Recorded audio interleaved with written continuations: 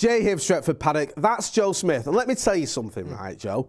If you think I'm the sort of man, right, who would laugh at Liverpool getting beat in the Champions League again off Real Madrid and getting knocked out, meaning they've got no chance of a trophy this season. If you think I'd laugh at that after they just battered us, if you think I would actually find that hilarious, you'd be dead right. Yeah. Hey, enjoy another trophyless season, you absolute losers.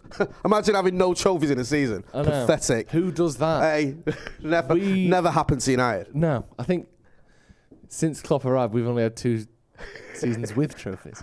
But this is one of them. Exactly. Isn't it? This is one of them. They can do their little 7-0 trophy that they get to hold up. But really, it doesn't matter because you didn't win the League Cup because we did. You haven't won the FA Cup because we're in it. Yeah. That's not why, but it's sort of you haven't won the Europa League because you weren't in it. You weren't even in the Europa League. How shit is that? You can't even qualify for it. Do you know what I mean? Imagine your golden era being winning a title behind closed doors. Which is the same as Leicester. And almost doing the quadruple. And winning one Champions League, which is the same as Porto.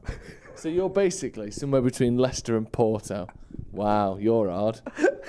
Aren't you? Yeah. You're tough. Hey, pathetic. Jesus, hey, you should be ashamed of yourself. Yeah. What's the matter with you? They've proper given up now, haven't they? Beat United now.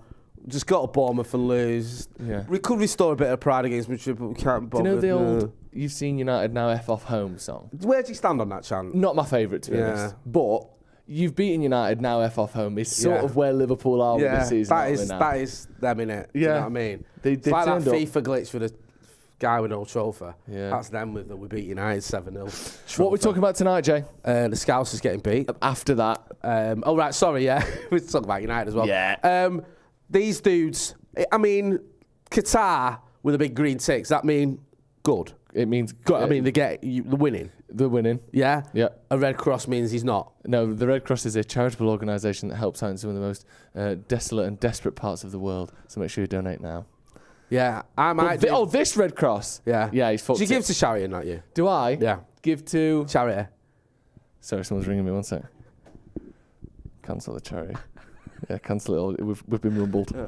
That's delivery order. Yeah. Do I give to charity? Good question. Yeah. A little bit. Yeah? Yeah.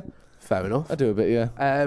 Right, yeah, so Ratcliffe is looking like he's not going to win. We said this the other day, didn't we? But he might. He might do. It's not set in stone. But they are the favourites now. Qatar. Yes. Apparently, I think it was Jamie Jackson was saying that they could be saying, look, if we buy United, we'll open up the market to the Glazers in Qatar. This is the thing, isn't it? This is one of the things that doesn't get spoken about. And we're not going to go in depth in this yet. But one of the things that doesn't get spoken about enough is when you're dealing with a state or the son of the former Prime Minister and, you know, the links to the sort of the sovereign wealth and the royal family. You call it what you want. Right. When you are talking about that, it's not just rich people with money. It is geopolitical workings of some of the richest, most important people in the world. Like, Ratcliffe is the richest man in Britain, but he does not have anything like the sort of the chess pieces at his disposal that one of the sort of richest people on the planet, one of the most powerful people and families in Qatar has. Like opening up trade markets. I don't think that's something that, you know, Ratcliffe really has it in his arsenal, does he? Or he might do, but not to the same extent. He could open up trade markets in Failsworth, where he's from. That's true. He could say, look, you come down to Failsworth, I'll get you a decent pitch on the market. Yeah. Yeah, a decent stall.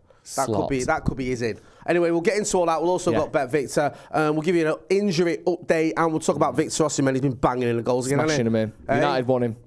Why? Goals. Why do you want goals? Double goals. What sort of attitude is that to have? Strikers scoring goals. It's pathetic. No, not for me.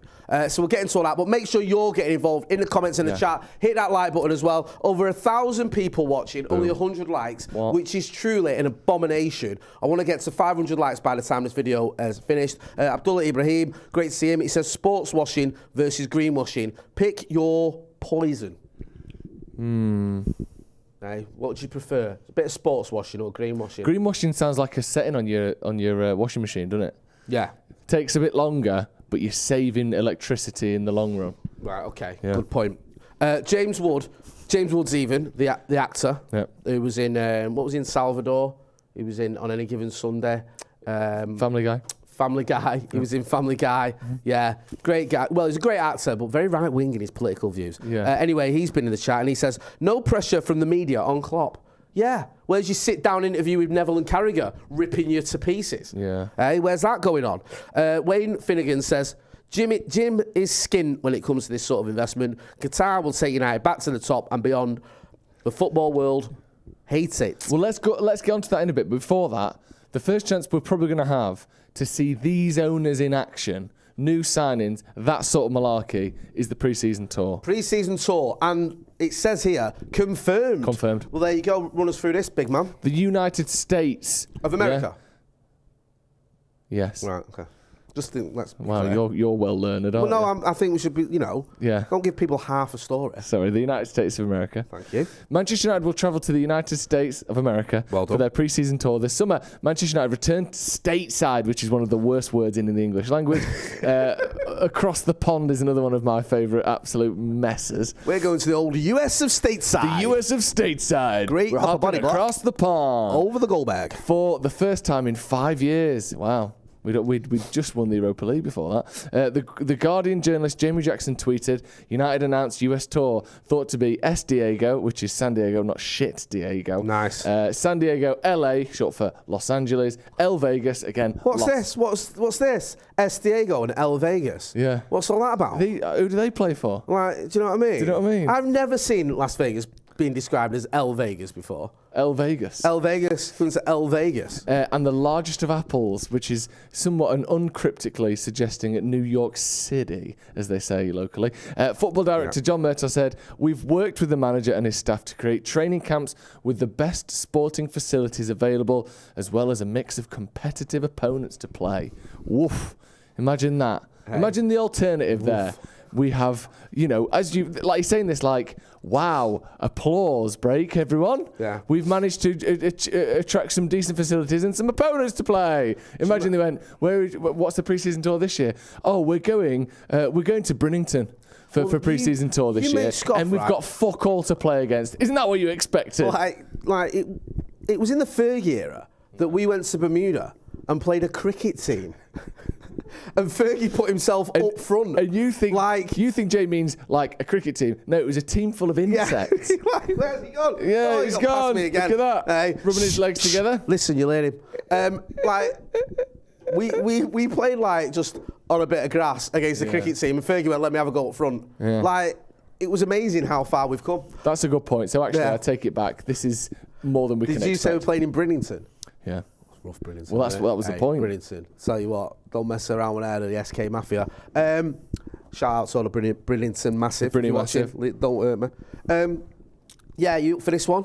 I can't wait. We're going to go, aren't we? Yeah, I can say that because I've got a pass. Yeah. So, yes, my lady friend has agreed to let me go. Which one? Yeah.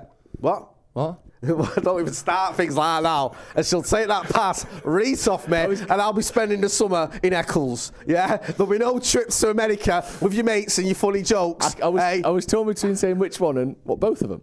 But I went with which one. And this is video evidence for the custody case, Joe. Sorry, Jay. Stop it. No, that's great. Yeah, so we're looking forward to it. So it's going to be great. And we are planning on... We're not MUTV. We don't conform to their schedule. We do our own We'll thing, be going right? in some of the worst sporting facilities available. And also, we'll be meeting some of the best fans because we want to do a few events when we're over there, meet and greets and all that. Some live podcasts and stuff. Get you guys involved in the channel. Yeah. We'll work it out, but that's what we plan on doing. So yeah, America. Again, obviously, if you're looking at it from a purely sporting perspective, the time zones are a bit more sensible than Thailand and then Australia, which we saw last year. I don't think that was playing any role at the start of the season, but just 5 hours or 8 hours rather than 8 hours and then sort of 12 hours. That's maybe slightly helpful. Shorter plane journeys for the players as well, which is usually beneficial if possible. I'm just looking for any small wins we can get here. But yeah, so makes sense to me. Obviously, not been there for a while. Big crowds, big loads of fans. My neck of the woods. Finally get to use that American passport without being scolded and screamed at. Hey, me and McCullough get to have that cavity search we've always wanted. Yeah. It's going to be amazing. And I opt into one. Don't forget about me. You demand one. Yeah, exactly. So make sure you get involved. Go through some of the comments before we move on. Yeah. Some people saying it. Jay's in trouble now. I'll be all right. Peter Griffiths just says, Jimmy Cricket. Love that. Yeah. Ross Murphy in the chat. Andy Tate's in the chat. Yes, good to see him. Rebecca Jane O'Sullivan says, Jay, can you even get in America? That's a good point, actually. I have been there. I've been to El Vegas, as they say. Yeah. LA. What's the crucial word that allows you into America? Grass. No. I'll be your grass on the inside if you let me in. Really? And he go on then. Yeah, that's I'm good. only joking. Snitches get stitches. Yeah. Just tell them, man, what you doing? No, I'm not going to conform or get searched. You let me in now, you're going to get a slap. Yeah. And they're like, all right, sorry. And that usually does Yeah. it. Do you want your jaw snapping? Well, you better let me in now. All right. Sorry. Sorry, sir, you better come in. That's what you get in it. Yeah, fucking too right. Is it Jeffro who's on the I don't know who that is. You're a wee lover. You best come in. That was a decent little American accent, that. Right, we'll be back in a second. We're going to be talking about the new ownership, who's going to be buying Manchester United. But before that, let's hear from Adam McCullough, or more importantly, more crucially for this matter, Paul Machin, about Manchester United's new potential owners and how that will affect us in the transfer market. Well, that is an interesting point, though. On, like, let's say Manchester United have got the same level of, finances behind them as Man City. It might mean that, it hampers City's transfer policy a little bit, because if they're now moving towards the pseudo Galactico thing that they've done of late, buying Grealish, buying Haaland, that kind of thing. If you've got a choice between Manchester United and Man City, you're going to choose Man United, and I mean, maybe you could argue that would have been the case in previous seasons, but if United can just be mad with it, you know what I mean, and can just go wild, and they don't really care how much they do, let's start paying. Okay, I know they're paying the goalie like basically $500,000 a week or whatever at this point, and he's not worth that. But if United don't have any financial controls, and they can just gazump City in those kind of markets, and Newcastle can do the same, that might make it trickier for City to sustain that, because you've got a choice all of a sudden, because there's not just one team offering you ridiculous wages. There's a handful of them maybe.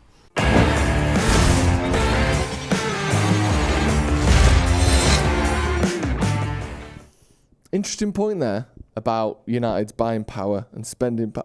Pardon me, an attractive proposition if we get Qatar, if we get new owners. Do you think that spending money has been United's issue of the last 15 years?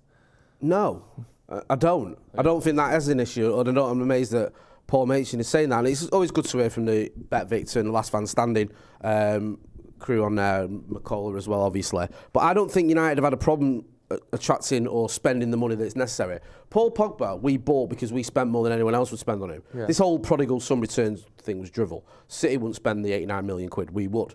When we wanted Maguire, we got him because we spent the money necessary. When we wanted Di Maria, we got him because we spent the money necessary. We have spent money, we've just spent it very badly.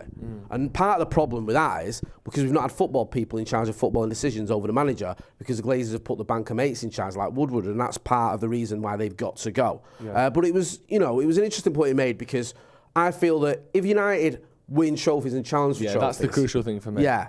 Then if you're looking at it, right now, you go, I go to City, I win a title or a challenge for a title, and I know they've not won the Champions League, but I'm going to at least play in the Champions League. You go United, you think, until recently we've not won a trophy for a few years. Yeah. Are you going to challenge for a title? We've had a couple of second place finishes where we haven't really been in it, so probably not. Yeah. If United can start winning things consistently, like we did on Fergie, and we've got the money, and we're a much bigger club than Manchester City will ever be, then there's no reason to go to City. No. Like, sometimes you might get players that go to Chelsea or Arsenal or wherever because they want to go to London. Like, London is an attractive city for a lot of people. Yeah.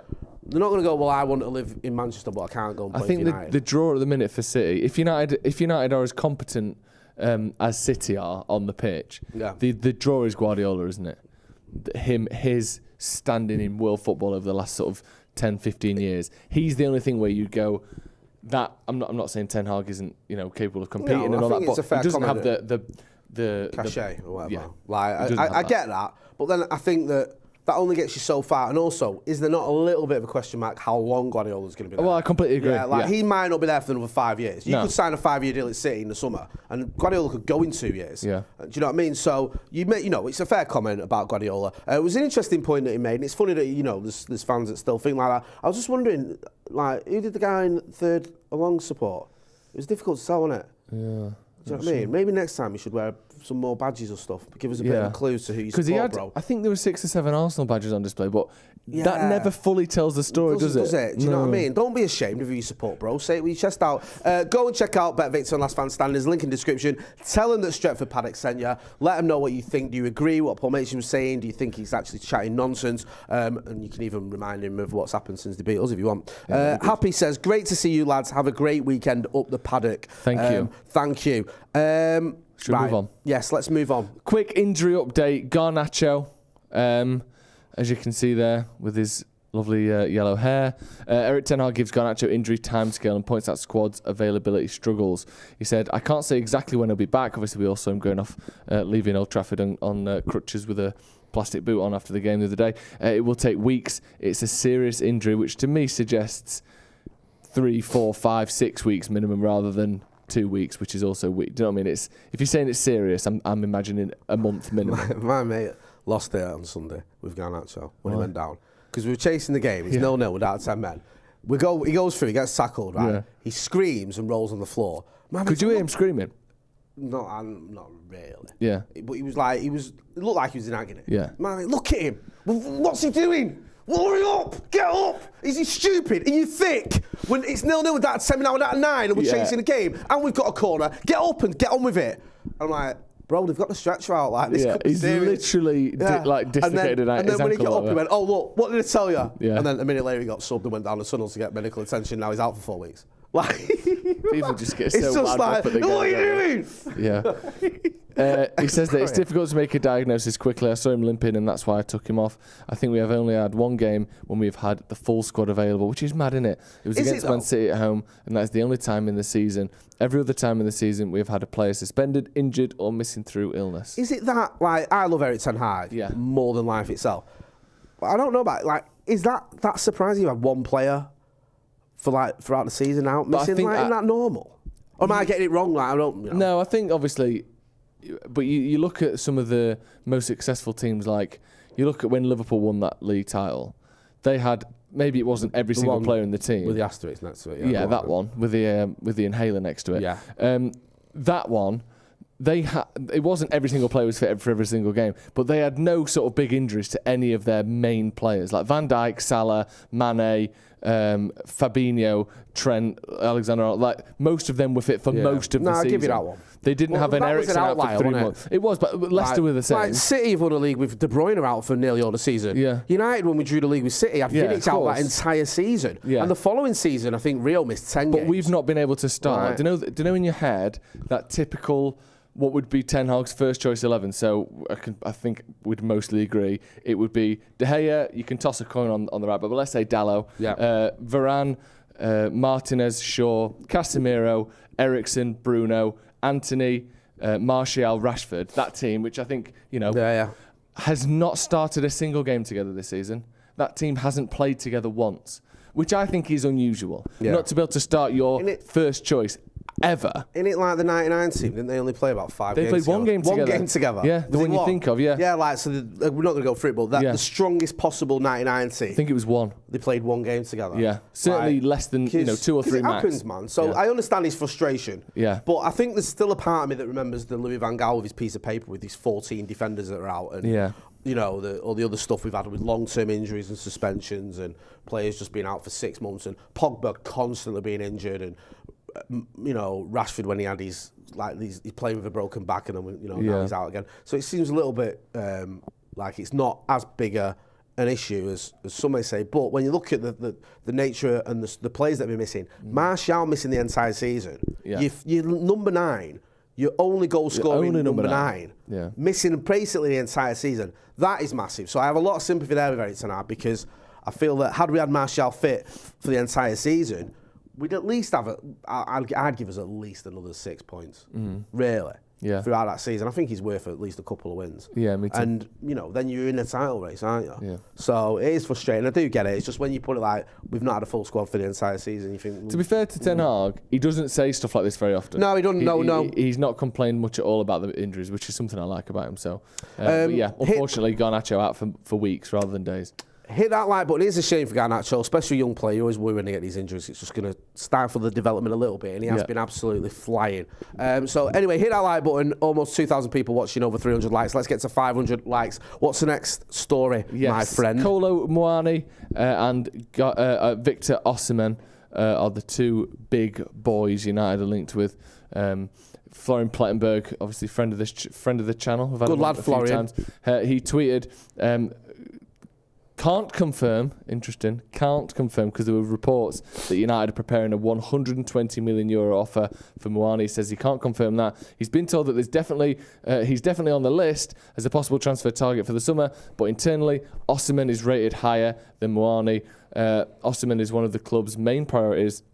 Now, this was before the start of the before tonight's games. Muani has 16 goals and 14 assists, which is amazing, in all competitions for Frankfurt. And Osimhen, which would now be 23 goals and 5 assists in 27 appearances in all comps for Napoli this season. So, 23 goals in 27 or 28 appearances, should I say now, is fantastic. And just it's basically Rashford numbers, but you're getting it in that number 9 position as well. Like, it's exactly what United need, isn't it? Whether he's the right guy, whether he'll be able to replicate that in England, United need another 20-plus goal player, because otherwise we're always going to be sort of there or thereabouts, and maybe able to do it in the cups when you only need a goal here or there. But across the 38-game season, if we want to start challenging for league titles, we need a striker scoring minimum 15, 16, 17 goals, ideally 25 plus, don't we? Yeah, you can get away with it if you've got, like, remember the scouts, I don't want to keep going on about, but it is relevant when they had Firmino, who scored like 10 goals or whatever, but Salah scored 40 and Mane scored 35 or whatever, in all comps I'm talking about here. Yeah. So, you can get away with it, them not being prolific if those around him are scoring loads. Anthony might get you, 10. Double figures in all comps. Marcus Rashford obviously can, he's been firing him in lately, and I hope he continues that and expect him to continue that next season. But we need more of a goal threat from our striker, because at the minute, I love Wout Weghorst. There's a lot to like about the kid, but he don't get you goals. No. And we're so overly reliant on Marcus, because Sancho, Anthony, Garnacho, you can't rely on them for goals. Even Bruno's not putting on the numbers he was. So you need a striker who you think, and it's not even just about the goals, it's about a striker who, if he gets chances, scores them. Yeah. Like, if you give him 3 chances, he'll score one of them. Yeah. And it doesn't feel like that in a minute with Weghorst. It feels like you've got to give him 7 or 8 chances for him to get a goal. Yeah. And again, I like the kid, but that's not good enough. Whereas Martial, every 7 or 8 games, you might get an appearance out of him, if that. I'd be stunned if we bid 120 million quid for this guy. I would. I think he's a good player, talented young player, but I mean, 120 million euros for someone who's done pretty good at Frankfurt would be stupid in my eyes. That would be ridiculous. I mean, if we can get Victor Osimhen, you get him, wouldn't you? You'd think so. Especially now he's taken that step where he's going to be probably the top scorer for the team that's won Serie A, for a team that is in the Champions League quarterfinals. Like, he's a different level to, I think, Muani at this moment in time, certainly. Martin P says the best comment we've ever had on this channel. Would a Welbeck on a free, not Welbeck, would our Welbeck on a free, Welbeck as a backup go down well? It'd go down well on this channel, brother. Trust me. Hey. It'd go down a well somewhere, yeah. Where they keep water in that, but it's dry now, and it's just a bit echoey and old. Do you need the toilet? I need toilet. Right, let's move on. Sheikh Jassim, the favourite to buy Manchester United as talks begin, or talks continue, I would say, based on what we've heard. Sheikh Jassim bin Hamad al-Thani is emerging as the favourite to buy Manchester United. Both parties of Sheikh Jassim and Sir Jim Ratcliffe are due to hold its first face-to-face meeting with the club executives this week. Representatives of Thani, a Qatari banker who is seeking to purchase United via his 9-2 foundation. What do you make of that, by the way? What? The class of 9-2. Because that's what they're going to call the first crop of young players that come through when we're owned by Qatar. I like those players, right? I like Nicky Butt, I like Scholes, Giggs, and Gary Neville. Phil. And, Phil Neville played a lot against Manchester United, no denying that. Interesting. This whole class of 92 thing, like, I do think sometimes, Beckham obviously, I adore, but I do feel like it's sort of become this whole brand. And it's all like, and then it's like, to a certain degree, like, history's been rewritten.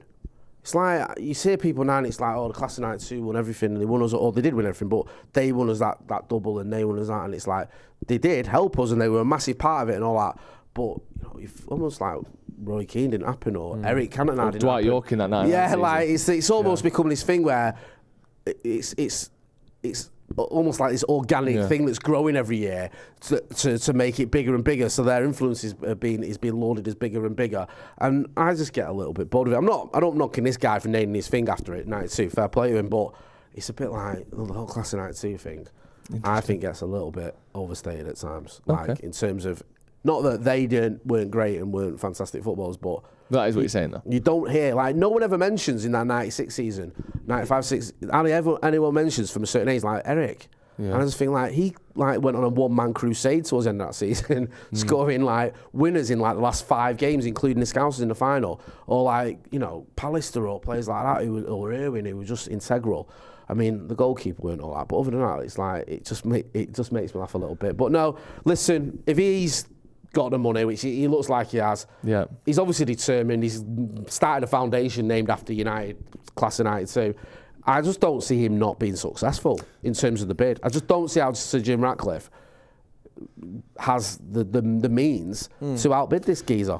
Can I just offer you a sort of counterpoint to this? Go on. Does the sort of the childish intrigue into the old 69% that Radcliffe is asking for, does that not spark some sort of flame inside you, Jake? It's a sex number. I have an issue with that. What? The 69. In our house, my kids laughed. Pardon? 69, no. And I was like, I said it in the kitchen the other week, like 69, like a normal reference to something. How many chicken nuggets you wanted? Yeah, 69. Yeah. And they all started giggling. I went, what on earth are you lot laughing at?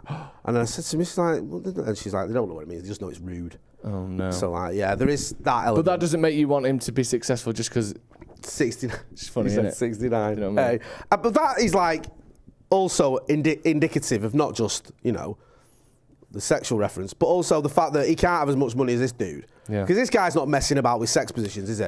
He's coming in with his 100%. He's not going 69. That's a funny number. Let's bid that. He's going 100%. Give me the lot. I'll rebuild the stadium, buy all the players, do everything you need to do, and I'll use me spends to do it. So if 69 is sort of representative of the shape, 100 would be just sort of one skinny lad and 2 fat lasses. You can't say that nowadays. Okay, sorry. It's 1 skinny lad and 2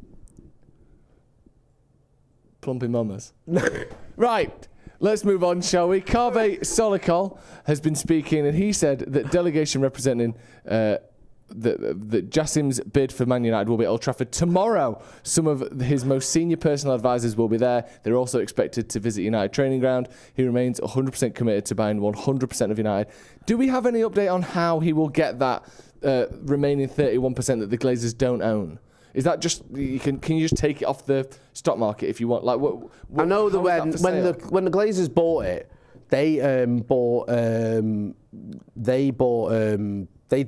issued a compulsory purchase order, didn't they? Yeah. Because I knew fans, including Ian Sterling, God rest him, who I remember chatting to him about on the channel. He was saying, like, you know, I owned a bit of United when we won the treble. It was amazing.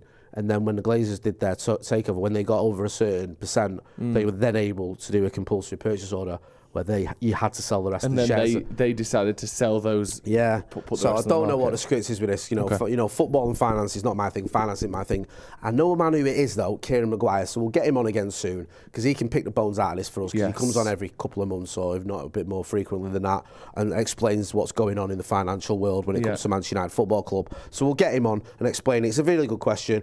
I don't understand it. I think the problem that Sir Jim Ratcliffe's got is if Sheikh Jassim wasn't involved, then this 69% and his money that he's got will be enough.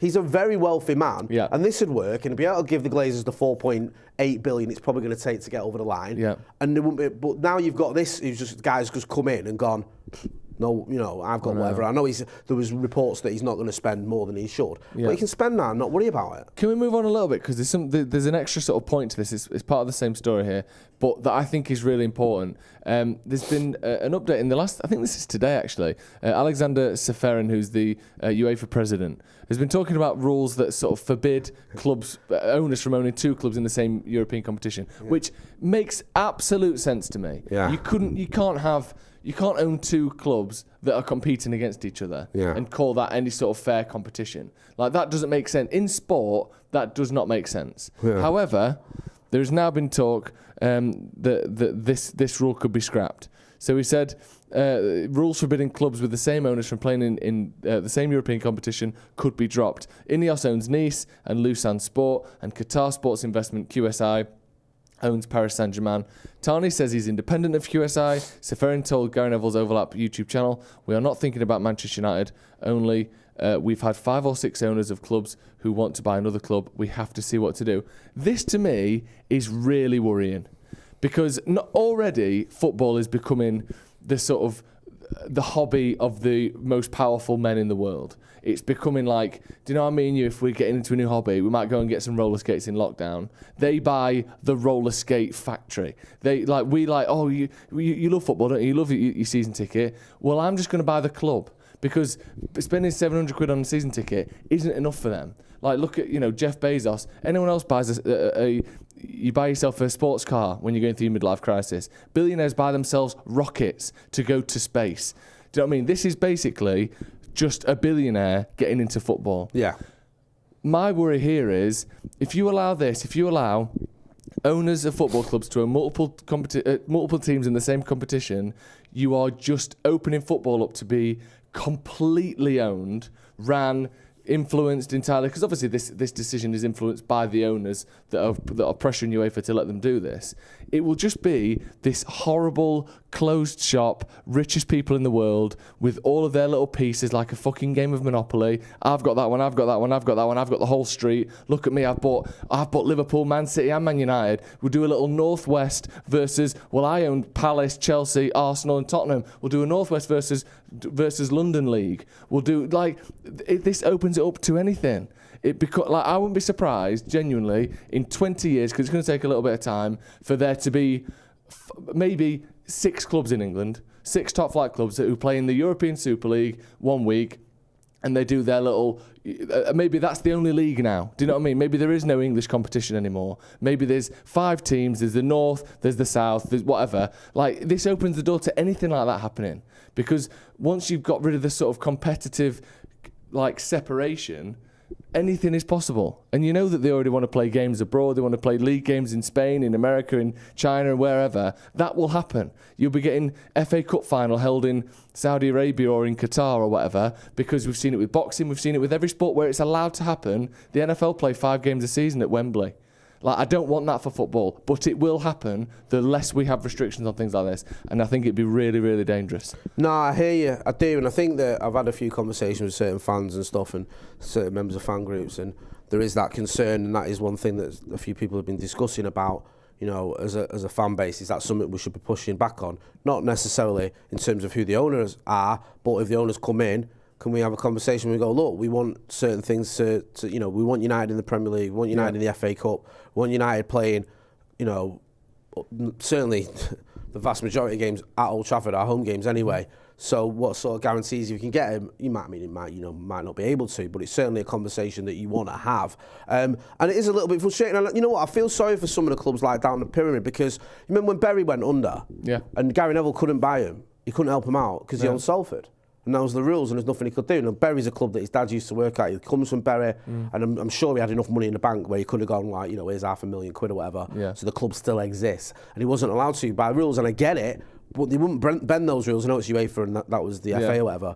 But it's we can't do it at the bottom end when it could mean a club existing, saving their existence, but we can do it at the top end when it means United and PSG can be owned by the same dude, or whoever owns Newcastle could go and buy the Scousers or whatever. So it is a little bit concerning, and I was at the ground when we were protesting about the Super League. I know obviously it was more than that, it was about the Glazers as well, but none of us wanted the Super League for a reason, and I'd hate to see it come back. And if this is one thing that could lead to it, that'd be a sad time for football. We know there might be these regulations coming in, but I don't hold my breath with any of that sort of stuff. We'll get into some of the comments before we wrap up, and Daniel Berry says the Super League has been stopped, though. Don't be surprised if it comes back, bro, or in a different guise. Or UEFA just take things in a different direction. The reason that was stopped, or one of the reasons that was stopped, is because UEFA actually had a pretty decent stranglehold over how these teams played and the threats from the Premier League. But once you've got... This isn't like Mike Ashley putting pressure on the Premier League or putting pressure on UEFA. This isn't even the Glazers, who are worth £4 billion. These are some of the most wealthy, richest people in the entire world. Yeah. Hundreds of billions, perhaps trillions, when you actually look at what's available to them. These are the most politically powerful, financially powerful people on the planet. It's a very, very different thing when they start telling you what to do compared to even someone like Roman Abramovich, who is incredibly wealthy. He does not have the same pull and push power that the likes of the Qatari government or, you know, the Saudi government have. It's just not the same. So if they want it, they'll get it. And that's my worry. Once you sort of start bending over, you don't know what's next. And also, you know, some people may go, well, Sheikh Jassim is a private individual. And I've always said that if he is a private individual, I ain't got an issue with that. My issue is us being state-owned.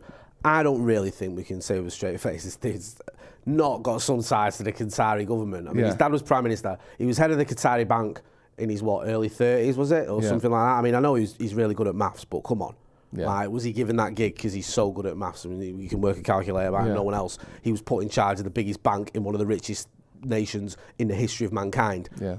I'm not so sure. So we'll wait and see. Listen, I've said it before and I'll say it again. My main thing is I want the Glazers gone, and then we can have a debate about the new owners after the Glazers are gone. Can we just enjoy the moment when they go? Yeah, I'll enjoy Can we just enjoy it? We've waited 18 long years for these to go. It looks like there's light at the end of the tunnel. Can we enjoy that, and then we can all start arguing again about who the new owners are? Good idea. I'm sure we will. We've hit 500 likes, so we're going to wrap it up there. Joseph, where can people find you? Probably on a sunbed in Marrakesh for the next 5 days. You're leaving me, aren't you, darling? Yeah. Where are you going to? Marrakesh, you just told us. Hey? Is that Wales? It's South Wales. Like, south of Wales, yeah. South of Wales, yeah. I thought so. Yeah. I think I've been there. I went to... I did the tour like Wrexham, Newport, Marrakesh in a van. Yeah, it was really nice. One of the best afternoons I've ever had. Great charity shops. So if you are in South Wales, go and check out Joe in Marrakesh. If not, he'll be back on the Wednesday. He's also on the Sloppy Joe's podcast. Go and check that out. Very, very funny, along with producer Ethan. Make sure you go and check out Last Fan Standing, the Bet Victor. Big thanks to them for sponsoring the podcast. There's a link in the description. Go and get involved in the chat there and tell Paul Mason whether you agree with him or not. You're on the watch along tomorrow night? Myself, Anna McCullough and Nathan Ellington on the watch along tomorrow. I'm looking forward to that. We'll have a right laugh on there. So make sure you come and join us. We've also got the previews already up. We've got other videos already up as well. So make sure you are hitting like, share and subscribe. That's been Joe. I've been Jay. This has been Paddock Live. Thanks for watching.